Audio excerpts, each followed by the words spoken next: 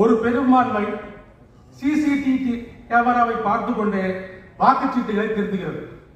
இந்த வன்முறை பெரும்பான்மைக்கு சற்றும் குறைந்ததல்ல, பெரும்பான்மையான பெண்களை பற்றிய பெரும்பான்மையான ஆண்களின் மனநிலை.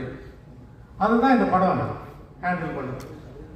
ரொம்ப முக்கியமான விஷயம், ஜஸ்ட் ஃபிகர் அப்படின்னு கை நீட்டுற ஒரு ஆணும், தனக்கு பின்னாடி என்ன நடக்க போகுதுன்னே தெரியாத ஒரு பெண்ணும் சேர்ந்து கார்ல டிராவல் பண்ண ஆரம்பிக்கிறாங்க.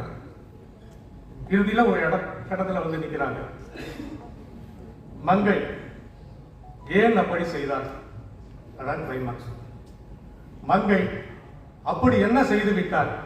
அதுதான் கிளைமாக்ஸ்ல இருந்து நமக்குள்ள எழக்கூடிய கேள்வி. இதற்கான பதில் அவரவர்களின் மனநிலையில்